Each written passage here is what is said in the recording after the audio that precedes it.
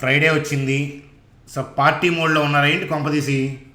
So ఎందుకనంటే రేపు అంటే Saturday stock market full trading నడవబోతుంది అనమాట. అంటే 9:15 to 3:30 యాజ్ యూజువల్గా మార్కెట్ ఉండబోతుంది. కాబట్టి పార్టీలు అట్లాంటివి ఏం చేసుకోవద్దు అనమాట. ఎందుకంటే రేపు కూడా మనకి వర్కింగ్ డేనే. సో ఎందుకని అని అంటే మండే తెలుసు కదా. సో అయోధ్య రామ్ మందిర్ సో ఆ ఓపెనింగ్ సెరమనీ జరగబోతుంది కాబట్టి సో ఆ హాలిడేగా డిక్లేర్ చేశారు. కాబట్టి రేపు ఫుల్ ట్రేడింగ్. కాబట్టి నేను కూడా ఏంటంటే అవైలబిలిటీ అనేది ఉంటాను. సో ఆ అప్డేట్ గురించి ఈ వీడియోలో డిస్కస్ చేద్దాం. అలాగే రిలయన్స్ యొక్క Q3 రిజల్ట్స్ ఎలా ఉన్నాయి, మరి వాటి యొక్క ఇంపాక్ట్ మార్కెట్ మీద ఎలా ఉండబోతుంది, సో రిలయన్స్ ఇండస్ట్రీస్ యొక్క మేనేజ్మెంట్ యొక్క కీ ప్లాన్స్ ఏంటి, ఈ Q3 అప్డేట్స్ గురించి డిఫరెంట్ సెగ్మెంట్స్లో రిలయన్స్ ఎలా పర్ఫార్మెన్స్ చేసింది అనేది ఈ వీడియోలో డిస్కస్ చేద్దాం. పేటిఎంకి సంబంధించిన Q3 అప్డేటు, హెచ్ఈఎల్కి సంబంధించిన Q3 అప్డేటు, వీటి గురించి డిస్కస్ చేద్దాం. అలాగే ఇది ఒక రోజు ఒక న్యూస్ అప్డేట్ అయిపోయింది. జీ ఎంటర్టైన్మెంట్, సోనీ అనమాట. ఈటీవీ న్యూస్కి స్టాక్ మార్కెట్ ఎంత క్లోజ్ అయింది, నిఫ్టీ ఏంటి, సెన్సెక్స్ ఏంటి, అది ఎలా అయిందో అలాగే ఈ జీ సోనీ అప్డేట్ అనేది స్టాక్ మార్కెట్కి ఎవ్రీడే అనేది ఒక న్యూస్ అప్డేట్ లాగా మారిపోయింది. దాని కథ ఏంటో ఈ వీడియోలో తేలుద్దాం.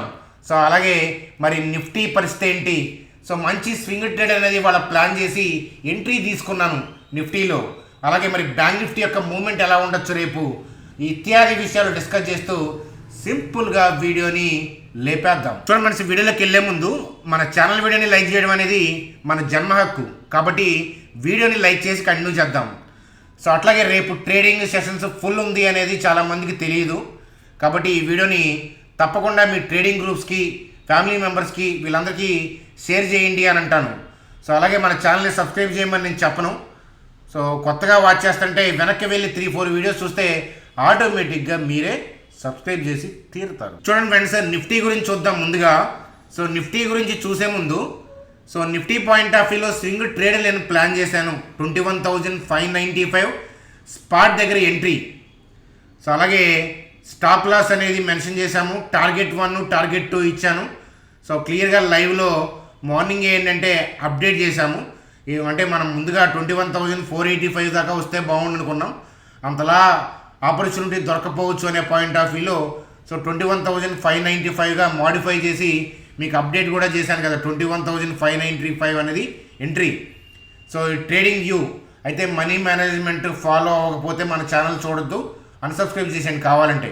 ఎందుకంటే ఇడిదిరిగి మీరు స్టాక్ మార్కెట్లో ఉండరు మనీ మేనేజ్మెంట్ ఫాలో అవ్వకపోతే. సో మనీ మేనేజ్మెంట్ ఫాలో అవ్వాలి. అలాగే నిఫ్టీ ఫ్యూచర్స్ గురించి క్లారిటీ అనేది ఉండాలన్నమాట. సో కాబట్టి నిఫ్టీ చార్ట్లోకి వెళ్దాం. ఇలాంటి టెలిగ్రామ్ గ్రూప్లో అప్డేట్స్ వస్తాయి అన్నమాట ఫ్రీగానే, మీరేమీ పే చేయాల్సిన అవసరం లేదు. సో మీరు చూస్తున్న వీడియో కింద డిస్క్రిప్షన్లో లింక్ ఇచ్చాను, దాని ద్వారా మాత్రమే జాయిన్ అవ్వండి అని చెప్పి చెప్తాను. చూడండి ఫ్రెండ్స్, నిఫ్టీ పాయింట్ ఆఫ్ వ్యూలో నిఫ్టీ పాయింట్ ఆఫ్ వ్యూలో చూడండి. సో ఇక్కడ మనకి ఆల్రెడీ మనం అనుకున్నాం షార్ట్ సేల్ క్యారీ ఫార్వర్డ్ చేస్తే ఇబ్బంది ఎట్లాంటి మార్కెట్లో అనుకున్నాం కదా. సో అయితే సో మనకి గ్లోబల్ క్యూస్ సపోర్ట్ చేయటం, అలాగే మన హెచ్డిఎఫ్సి బ్యాంక్ తప్ప ఇతరత్ర రిమైనింగ్ స్టాక్స్ అన్నీ కూడా మేజర్గా ఏంటంటే సో మార్కెట్లో ఏంటంటే సపోర్ట్ చేయటం, అలాగే రిలయన్స్ రిజల్ట్స్ పాజిటివ్గా రావచ్చు అనే ఆశతో ఏంటంటే దాన్ని కూడా సో పెద్దగా సెల్ ఆఫ్ చేయకుండా ఏంటంటే సో న్యూట్రల్గానే ఉండటం. So remaining heavy weightage stocks మేజర్గా సపోర్ట్ చేయడం వల్ల మార్కెట్ ఏంటంటే గ్యాప్స్ అప్లో ఓపెన్ అయింది. అలాగే స్ట్రెంగ్త్ని కూడా కనిపించింది. సో లాస్ట్ నైట్ యుఎస్ మార్కెట్లో నేను ఎక్స్ప్లెయిన్ చేశాను, గుర్తుందా? సో హైయర్ లెవెల్లో ఓపెన్ అయ్యి సో కిందకి దించే ప్రయత్నం చేస్తారని. సో అలాంటి కైండ్ ఆఫ్ మూమెంట్ ఉంటుంది అని చెప్పి సో నేను నిఫ్టీలో కూడా ఎక్స్ప్లెయిన్ చేశాను. హైయర్ లెవెల్లో ఓపెన్ అయింది, కిందకి డిప్ చేసే ప్రయత్నం చేశారు. ఆ లోయర్ లెవెల్ లోస్లోనే దగ్గరగా మనం ఐడెంటిఫై చేసాం. ఎగ్జాక్ట్గా డేలో ఐడెంటిఫై చేసి ఎంట్రీ అవ్వడం అంటే కష్టం కదా. కాకపోతే సో పీపుల్ ఏమనుకుంటారు, చూడండి రీటైల్ పీపుల్ యొక్క థింకింగ్ ఎలా ఉంటుంది అని అంటే, చూడండి మీరు పెద్ద టీవీ ఛానల్స్ చూస్తుంటారు కదా.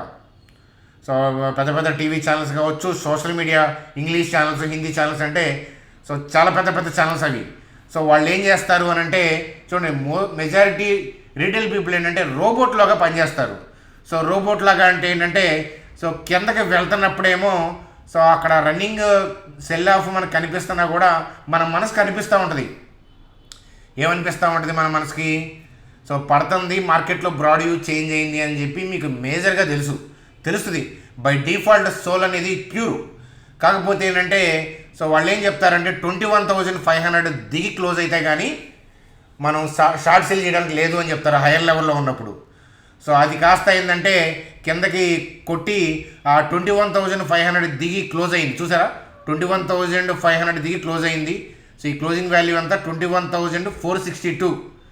మరి దాన్ని బేస్ చేసుకొని షార్ట్ సెల్ రిలీజ్ చేస్తే, అంటే షార్ట్ సెల్లింగ్ అంటే నిఫ్టీలో ఫ్యూచర్స్ని సెల్ చేస్తాం కదా, అలా సెల్ చేసి క్యారీ ఫార్వర్డ్ చేస్తే మరి వాళ్ళు ఏమైంది? అదే జరుగుద్ది. సో కిందకి మార్కెట్ పడుతున్నప్పుడేమో పలానా పాయింట్ రౌండ్ నెంబర్ దిగి క్లోజ్ అవ్వాలనే పాయింట్ ఆఫ్ వ్యూలో ఉంటారు రిటైల్ పీపుల్. అలాగే ఇప్పుడు ఆల్రెడీ బ్రాడ్ వ్యూ చేంజ్ అయింది, పైకి స్టార్ట్ అయింది. ఆ విషయం మీ మనసు క్లియర్గా చెప్తూ ఉంటుంది కదా. చూడండి, బ్రాడ్ వ్యూ పైకి అని ఎలా తెలుస్తుంది అని అంటే కొన్ని టిప్స్ ఉంటాయి. సో మేజర్గా అయితే సెన్స్, అలాగే కొన్ని టిప్స్ ఉంటాయి. ఎట్లాగా అంటే చూడండి, ఈ ప్రీవియస్ క్లోజింగ్ ఇది ఇలా గ్యాప్ అప్లో ఓపెన్ అయింది. సో బ్రాడ్ వ్యూ ఇంకా డౌన్లో ఉంటే ఏంటంటే ఈ ప్రీవియస్ క్లోజింగ్ దగ్గర ఏరియాలోకి, అంటే ఈ ప్రీవియస్ క్లోజింగ్ టచ్ చేసి కింద కూడా వచ్చేస్తుంది. అంటే ఓవరాల్గా క్లోజింగ్ పైన క్లోజ్ అయినా so intraday point of view at least previous closing తొక్కాల్సిందే. సో అంతే కదా. బ్రాడ్ వ్యూ డౌన్ సైడ్ అంటే గ్యాప్స్ అప్ ఓపెన్ అయినా కూడా గ్లోబల్ క్యూస్ వల్ల ఆర్బిట్రేజ్ గెయిన్స్ తీసుకొని కిందకి సెల్ ఆఫ్ చేసుకుంటూ వస్తారు. అట్లీస్ట్ ఏంటంటే క్లోజింగ్ ఎట్లా ఉన్నా కూడా అట్లీస్ట్ డే ఇంట్రాడేలో ఏంటంటే ప్రీవియస్ క్లోజింగ్ని తొక్కుతుంది.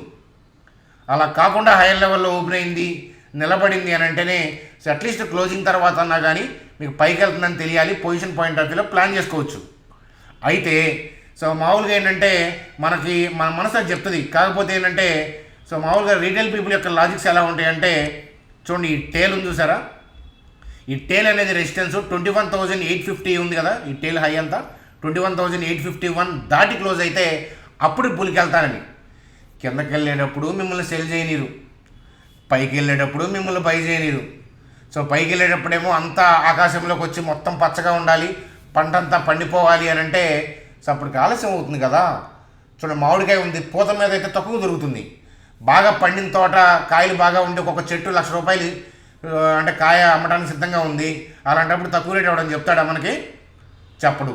అంటే ఒక్క స్టెప్ రీటైల్ పీపుల్ కన్నా ముందు ఉంటాం ఎట్లాగనేది చెప్తుంది మన ఛానల్ యొక్క స్పెషాలిటీ. అది ఎప్పటి నుంచో సబ్స్క్రైబ్ చేయకుండా చూస్తుండే వాళ్ళు ఉంటారు, అసలు ఏం చెప్తున్నాడు అనేది అర్థం కాకుండా చూసేవాళ్ళు కూడా ఉంటారు.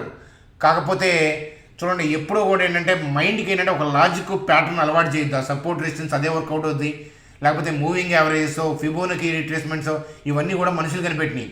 కానీ ఇన్నర్ సెన్స్ అనేది అన్నిటికన్నా గొప్పది. దాన్ని ఏంటంటే మీరు తలకాయతో ఆపేస్తున్నారు. సో కానీ సో జాగ్రత్తగా చూస్తే సో నేను ఒక లాజిక్ చెప్తా చూడండి. So try to understand. చూడండి, ఇక్కడ రెడ్ క్యాండిల్ ఉంది. సో దాని తర్వాత ఇంత గ్యాప్ డౌన్ అయ్యి రెడ్ క్యాండిల్ అయింది. సో అంటే సో జాగ్రత్తగా చూస్తే ఏంటంటే చిన్న లాజిక్. సో ఈ రెడ్ క్యాండిల్ క్లోజింగ్ దగ్గర నుంచి సో ఇంత లోయర్ లెవెల్లో ఓపెన్ అయిందంటే ఏ రోజైతే ఇలా గ్యాప్ డౌన్ అయిందో ఆ రోజు హెవీగా హైయర్ లెవెల్లో సెల్ ఆర్డర్స్ ఉన్నాయి, కానీ బయర్ లేడు. అందుకని మార్కెట్ కింద ఓపెన్ అయింది. అంటే జరిగిపోయిందే, నేను కాదంట్లా. ఈ రెడ్ క్యాండిల్కి మధ్య జరిగిపోయిందే, కానీ ఆ రెడ్ క్యాండిల్ ఇక్కడే క్లోజ్ అయింది కదా. ఏదైనా బ్యాడ్ న్యూస్ ఉండి, హెచ్డిఎఫ్సి అనుకోండి, ఇంకేతరతర కానీ ఏదైనా బ్యాడ్ న్యూస్ వల్ల సో ఇక్కడ సెల్ ఆర్డర్స్ ప్రీ మార్కెట్లో తెలుసు కదా, 9 to 9:15 ప్రీ మార్కెట్లో బై ఆర్డర్లు సెల్ ఆర్డర్లు ఉంటాయి. దగ్గరగా బై ఆర్డర్కి సెల్ ఆర్డర్కి ఈక్వలెంట్గా మ్యాచింగ్ ఎక్కడైతే ఉందో అక్కడ మార్కెట్ ఓపెన్ అవుతుంది. సో మార్కెట్ ఈ ఏరియాలో ఓపెన్ అయింది, హైయర్ లెవెల్లో ఓపెన్ అవ్వలేదంటే హైయర్ లెవెల్లో ఏంటంటే సో మనకి సెల్లింగ్ ఏరియా. సో అంటే సెల్ ఆర్డర్స్ హెవీగా ఉన్నాయి, that is called supply area. So కానీ ఏంటంటే మనకి బయర్ అనేవాడు అక్కడ ఆ ఏరియాలో దరిదాపుల్లో ఏంటంటే మ్యాచ్ అవ్వట్లేదు ఆ సెల్ ఆర్డర్స్కి తగ్గట్టుగా. అందుకని లోయర్ లెవెల్లో ఓపెన్ అయింది. చూడండి, ఈ ఏరియాలో ఇక్కడ ఓపెన్ అయింది అంటే దగ్గరగా సెల్లర్కి బయర్కి ఈక్వలెంట్గా ఆర్డర్స్ ఉన్న ఏరియా. ఐఎమ్ నాట్ సేయింగ్ ఎగ్జాక్ట్గా ఈక్వల్ అంటలా, కానీ ఈక్విలిబ్రియం ఏరియా అనమాట. ప్రీ మార్కెట్ మీద బ్యూటిఫుల్ వీడియోనే చేశాను నేను, నార్మల్గానే వీడియో చేశాను, మీరు చూస్తే అది బ్యూటిఫుల్గా ఉంటుంది. ఈ మార్కెట్ ఎక్కడ ఓపెన్ అవుతుంది ఏంటి, ఆర్బిట్రేజ్ ఏంటి, అలాంటివి వాటి మీద కూడా స్పెషల్ వీడియోస్ చేశాను. కాకపోతే మీరు కొత్తగా సబ్స్క్రైబ్ చేస్తే ఏంటంటే సో నేను టెలిగ్రామ్ గ్రూప్లో పోస్ట్ చేస్తాను. అలాగే ఎండ్ కార్డు మీద ప్రీ మార్కెట్కి సంబంధించిన వీడియో చేస్తాను, చూడండి అది. అంటే ఏ రోజైతే ఇక్కడ సెల్ ఆర్డర్స్ ఉన్నాయి, లోయర్ లెవెల్లో బై ఆర్డర్స్ ఉన్నాయి, మరి ఈ సెల్ ఆర్డర్స్ అన్నీ మిగిలిపోతాయి. ఎప్పుడైతే మార్కెట్ ఈ 21,850 అబౌవ్కి వస్తుందో ఈ జోన్లో ఏంటంటే సెల్ ఆర్డర్స్ ఉంటాయి కదా, అక్కడ చిక్కుకుంటుంది అంటే సెల్ చేయమని నేను అంటలా, పైకి వెళ్ళే ఉద్దేశం ఉన్నప్పుడు ఆ సెల్ ఆర్డర్స్ని ఏంటంటే ప్రాఫిట్ బుకింగ్కి వాడుకుంటారు. అంటే కింద బై చేశారు కదా, ఆల్రెడీ ఇక్కడ సెల్ ఆర్డర్స్ ఉన్నాయి కదా, వాటిని ఆ బై తాలూకా ఏంటంటే బుక్ చేసుకుంటా పైకి వెళ్తారు స్లోగా. సో అట్లీస్ట్ ఏంటంటే ఈ ఏరియాలో సెల్ ఆర్డర్స్ ఉంటాయి కాబట్టి ఏంటంటే అంత స్మూత్గా అయితే పైకి వెళ్దు. కానీ మన లాజిక్ ఏంటది, సో ఈ 21,850 రెసిస్టెన్స్ కాబట్టి దీన్ని దాటిన తర్వాత, దాన్ని దాటి క్లోజ్ అయిన తర్వాత అప్పుడు పైకి వెళ్ళాలి. సో అక్కడేమో సెల్ ఆర్డర్స్ ఉంటాయి కాబట్టి అక్కడ చిక్కు ఉండరు, స్మూత్గా ఉండదు కదా అది. సో కానీ మరి రేపు మార్కెట్ అగ్రెసివ్గా వెళ్తుందా అంటే వెళ్ళకపోవచ్చు. రిలయన్స్ అద్భుతంగా ఉన్నాయి. ఈవెన్ దో ఏంటంటే సో సడన్గా రివర్స్ అయింది కదా, సో ఇన్స్టిట్యూషనల్ ప్లేయర్స్ ఏంటంటే దే విల్ ట్రై ఫర్ 21,526 ఈ ఏరియా కోసం ట్రై చేస్తారనమాట. ఈ గ్రీన్ క్యాండిల్ ఉంది, ఆ క్యాండిల్ దగ్గరికి రావడానికి ట్రై చేస్తారు ఎఫ్ఐస్. సడన్గా పైకి వెళ్తే ఏంటంటే నష్టం.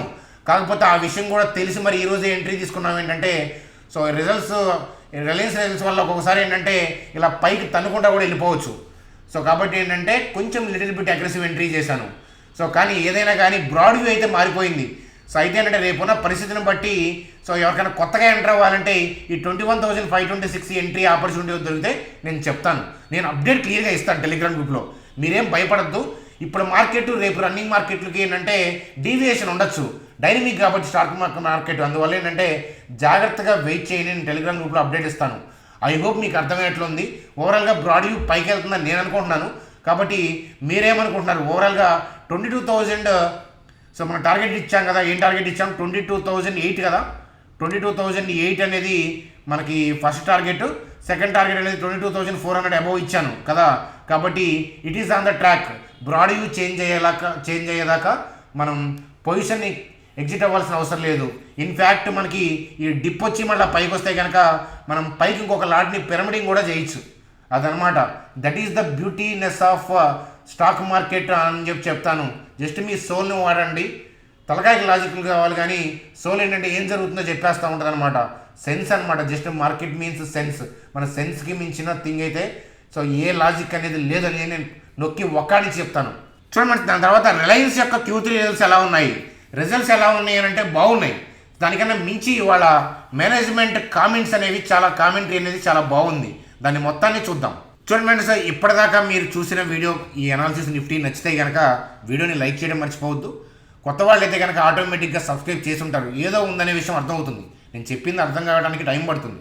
నేనేం కాదంటలేదు, అంత ఈజీ థింగ్ కాదు, మీరు అనుకున్న టఫ్ థింగ్ కాదు. కాకపోతే ఏంటంటే ఈ వీడియోలో ఎక్స్ప్లెయిన్ చేయడం కొన్ని థింగ్స్ టఫ్ థింగ్ కదా. సో అట్లా ఆ పాయింట్ ఆఫ్ వ్యూలో మీకు అండర్స్టాండింగ్ అవ్వకపోవడమే.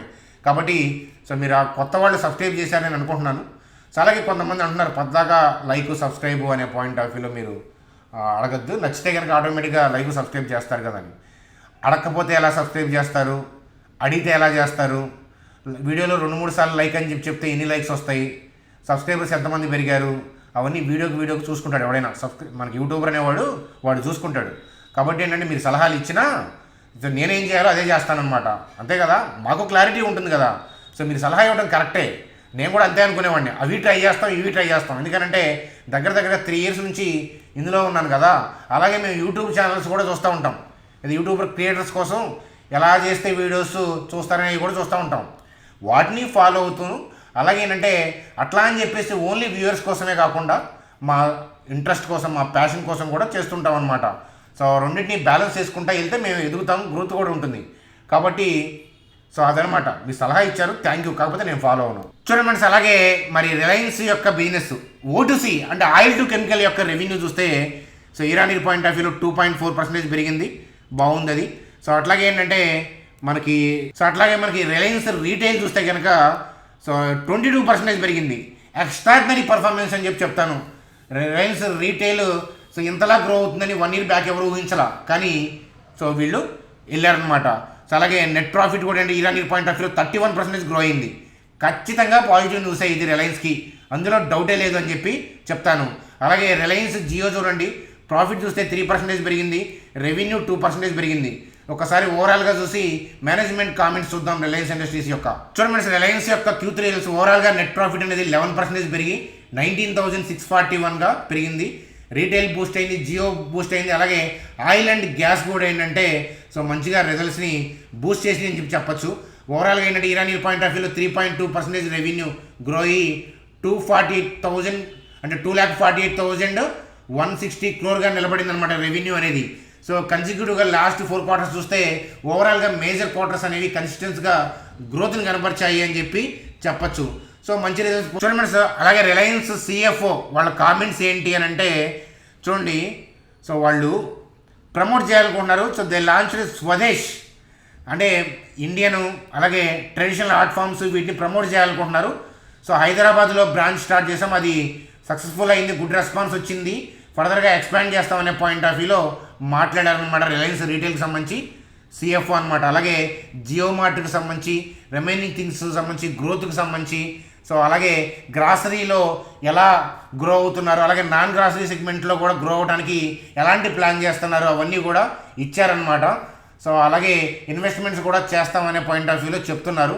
ఓవరాల్గా ఏంటంటే మంచి పాజిటివ్ కామెంట్స్, రిజల్ట్స్ అయితే కనుక మంచిగా వచ్చాయి. కానీ స్టాక్ మార్కెట్లో ఏంటంటే ఎవరైనా బిగ్ ప్లేయర్స్ ప్రాఫిట్ బుకింగ్ చేసుకోవాలంటే గుడ్ న్యూస్ ఉన్నప్పుడు ఏంటంటే కొంత స్టేక్ని అమ్ముకుంటూ ఉంటారు. అలాంటప్పుడు ఏంటంటే వోల్టాలిటీ ఉంటాయి. కాబట్టి ఏంటంటే ఖచ్చితంగా ఈ రిజల్ట్స్ తగ్గట్టుగా రిఫ్లెక్ట్ అవ్వాలి, రేపు రిలయన్స్ యొక్క పరుగులు అందాలి అని అంటే ఖచ్చితంగా అలా జరగాలని రూల్స్ ఏమి ఉండవు. కానీ రిజల్ట్స్ అయితే అద్భుతంగా వచ్చాయి. మన పోర్ట్ఫోలియోలోనే వన్ ఆఫ్ ది స్టాక్ కాబట్టి ఇలా రావడం అనేది శుభసూచకంగా చెప్తాను. చూడండి. అలాగే పేటీఎం రిమైనింగ్ అప్డేట్స్ ఉన్నాయి. జీ ఎంటర్టైన్మెంట్కి సంబంధించిన అప్డేట్స్ చూసే ముందు ఏంజల్ జరుగుతా లింక్స్ ఉన్నాయి. మన లింక్స్ ద్వారా అకౌంట్ ఓపెన్ చేసి నెంబర్కి ఐడి పంపిస్తే కనుక మీరు కొద్ది క్యాపిటల్ అయిన పర్లేదు మీ క్యాపిటల్తో వస్తే లైఫ్ టైం ఇన్వెస్ట్మెంట్ చూసి మీరు ఫ్రీగా చూస్తారు. ఆల్రెడీ ఎగ్జిస్టింగ్ వాళ్ళు ఎప్పుడో 2-3 years నుంచి ఉండి జాగ్రత్తగా మనీ మేనేజ్మెంట్ ఫాలో అవుతాం మనం చెప్పి వింటూ వాళ్ళ ఫైనాన్షియల్ అడ్వైజర్ని కలిసి డెసిషన్ తీసుకున్న వాళ్ళ పోర్ట్ఫోలియోస్ 50% అబవ్ ఉన్నాయి ప్రాఫిట్లు. కాబట్టి మీరు కూడా ఆపర్చునిటీని వాడుకోమని చెప్పి చెప్తాను. అలాగే మండే ఏంటంటే అయోధ్య రామ్ మందిర్ ఓపెనింగ్ సెరమనీ కాబట్టి సో స్టాక్ మార్కెట్లు సో హాలిడే అనమాట. రేపు ఏంటంటే సో 9 to 3:30 ఉంటుంది అనేది ఇక్కడ మనకు వస్తున్న అప్డేట్ అనమాట. సో అది చూడండి, రేపు మార్కెట్లో లైవ్లో నేను కూడా అవైలబిలిటీ ఉంటాను. పేటీఎంకి సంబంధించి సో రెవెన్యూ అనేది so 13.2% up quarter and quarter point of వ్యూలో. ఆల్రెడీ లాస్ మేకింగ్ కంపెనీయే, లాస్ అనేది తగ్గించుకున్నారనమాట. సో ఒకసారి పేటీఎంకి సంబంధించిన Q3 అప్డేట్గా చూడండి సార్. జీ ఎంటర్టైన్మెంట్కి సంబంధించి జీ సోనీ మెర్జింగ్ అది అయ్యేదాకా ఇప్పుడు కూడా మిస్టరీయే అవుతుందా లేదా అనేది. అయితే ఇక్కడ సో మీడియాలో సోనీ బోర్డు మీటింగ్ జరుగుతుంది, వాళ్ళు ఇది చేయబోతున్నారు అని వస్తున్నాయి కదా, అలాంటి వాటి గురించి మాకు ఏమీ తెలియదు, ఎందుకంటే మేము జీ ఎంటర్టైన్మెంట్ కాబట్టి అనే పాయింట్ ఆఫ్ వ్యూలో చెప్తున్నారు. సరే వాళ్ళు ఎలా కామెంట్ చేసినా సో ఏదైనా స్టాక్ని అయితే కొడుతున్నారు, ఒకరోజు కిందకి ఒకరోజు పైకి. సో ట్రేడింగ్ పాయింట్ ఆఫ్ వ్యూలో ఎట్లాంటప్పుడు వెళ్ళకూడదు, కానీ ఇన్వెస్ట్మెంట్ పాయింట్ ఆఫ్ వ్యూలో మనం లోయర్ లెవెల్లో కొనుక్కున్నాం కాబట్టి క్లారిటీ వచ్చేదాకా చూద్దాం. వాళ్ళు మెర్జింగ్ అవ్వకపోయినా జీ ఎంటర్టైన్మెంట్ ఇండివిజువల్గా డెట్ ఫ్రీ కంపెనీ. అట్లాగే ఏంటంటే సో G5 ఆ ఓటీటీ బిజినెస్ మీద ఉండే coming 10 years 20 years point of వ్యూలో ఓటీటీ బిజినెస్కి ఉండే స్కోప్ పాయింట్ ఆఫ్ వ్యూలో జీ ఎంటర్టైన్మెంట్ అని 2021లో మనం ఇన్వెస్ట్మెంట్ వ్యూ ఫస్ట్ టైం ఇచ్చాం. దాని తర్వాత అవకాశాన్ని దొరికింది బట్టి 185కి పలుమార్లు ఇచ్చామన్నమాట. సో మనం ఇన్వెస్ట్మెంట్ చేసిన తర్వాత ఈ మెర్జింగ్ కైండ్ ఆఫ్ థింగ్ వచ్చింది. సో ఆ మెర్జింగ్ ఎప్పుడు అవుతుందో సో ఆ నేచర్కే తెలియాలన్నమాట. సో అది update. Sir bank Nifty so bottom అవుతుంది, బోటం దగ్గర ఉంది కాబట్టి రేపు కూడా వోల్టాలిటీ కంటిన్యూ అవ్వచ్చు. ఎందుకంటే హెచ్డిఎఫ్సి కూడా బోటం అవుతుంది, బోటం దగ్గరలో ఉంది. సో ఈ బోటం అయ్యి కొద్దిగా హార్డ్లీ ఏంటంటే మనం ఈ జోన్ చెప్పాను కదా, ఈ జోన్ కన్నా హార్డ్లీ కొంచెం కిందకి. సో ఈ జోన్లోనే బోటం అయిపోతుంది. సో కమింగ్ డేస్లో 47,537 48,160 చూస్తారు. ఏదైనా బై చేసే పాయింట్ ఆఫ్ వ్యూలో ఏదైనా బ్యాంక్ నిఫ్టీ మీద కూడా ఏదైనా ట్రేడ్ ఇవ్వమంటారా? సో మీరు ఇవ్వమని చెప్పి ఒక 30 members అడిగితే కనుక రేపు బ్యాంక్ నిఫ్టీ పాయింట్ ఆఫ్ వ్యూలో లాంగ్ పాయింట్ ఆఫ్ వ్యూలో కూడా వ్యూ అనేది ఇస్తాను దొరికితే. సో అదనమాట. ప్రస్తుతానికైతే నిఫ్టీ పాయింట్ ఆఫ్ వ్యూలో మనం లాంగ్లో ఉన్నాము. సో కాబట్టి ఆ క్లారిటీ అనే పాయింట్ ఆఫ్ వ్యూలో చెప్తున్నాను అనమాట. సో అది ఫ్రెండ్స్ మనకి ఈ వీడియో. కాబట్టి రేపు మీరు కూడా నైట్ పార్టీ చేసుకోకుండా హాయిగా రేపు అవైలబిలిటీ ఉంటారనే పాయింట్ ఆఫ్ వ్యూలో నేను చెప్తున్నాను. సో అది ఫ్రెండ్స్ ఈరోజు వీడియో. So bye, good day.